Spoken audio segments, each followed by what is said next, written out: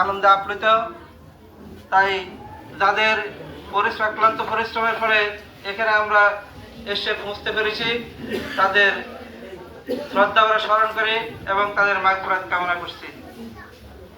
আসলে আমি ক্ষুদ্র একজন মানুষ, ক্ষুদ্র একজন শিক্ষক। এখানে আল্লাহ আমাকে কীভাবে এনেছেন সেটা আল্লাহ ভালো জানেন। তবে আমার ইচ্ছা ছিল যে দিনী প্রতিষ্ঠানে খেদমত করা, এবং আমার বাবাও প্রায় দোয়া করতেন, আল্লাহ যে আমার সন্তানদেরকে দিন ইসলামের খেদমত করার তৌফিক দান করিও। হয়তো আমার বাবার দোয়া কবুল হয়েছে, সেজন্য আমাকে আল্লাহ এখানে আনছেন।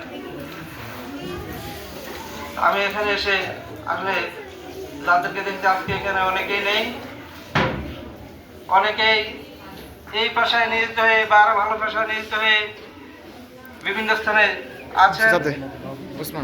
এখানে আমার মনে অত্যন্ত আনন্দ যে আমার ছাত্ররাও আজকে এখানে আমাদের চেয়ে ভালো শিক্ষক হিসেবে পরিগণিত হচ্ছে এবং পাঠদান করছে। আমি আসলে এখানে যারা আছে তাদের আমি তোমাদেরকে সেভাবে শিক্ষা দিতে পারি নাই, মানে ইচ্ছা থাকা সত্ত্বেও হয়তো আমার সেই সচেষ্টতা ছিল না বা সেই যোগ্যতা ছিল না। তবুও চেষ্টা করেছি, যতটুকু দেওয়ার তা আমি দিয়েছি। কতটুকু তোমাদের কাজে লাগবে সেটা আল্লাহ ভালো জানেন।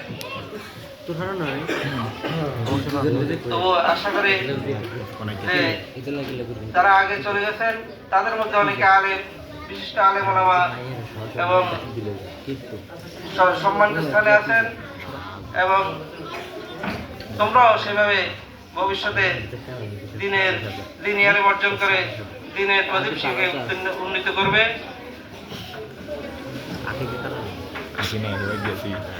আসলে এই মুহূর্তে অনেক কথাই মনে আসে, কিন্তু বলার আমার সেই ভাষা আসছে না। আমি যতটুকু করেছি, হয়তো অনেক ভুলভ্রান্তি হয়েছে, তোমাদের মনে অনেক কষ্ট থাকতে পারে, এবং আমার শ্রদ্ধাবান শিক্ষক মন্ডলী মনে অনেক সময় কথাবার্তা আচরণে আমি অনেক কষ্ট দিতে পারি। সেজন্য আমি সবার নিকট ক্ষমা প্রার্থী। সবাই আমাকে দোয়া করবেন এবং আমি যেন জীবনের শেষ প্রান্ত পর্যন্ত আল্লাহ সন্তুষ্ট অর্জন করতে পারি এবং দুনিয়া থেকে একজন ইমানদার হিসেবে দিতে পারি, সেজন্য সবার নিকট আমি দোয়া প্রার্থী। এরপর আমি একটা কথা বলে, আমি তো জীবনে করতে পারিনি।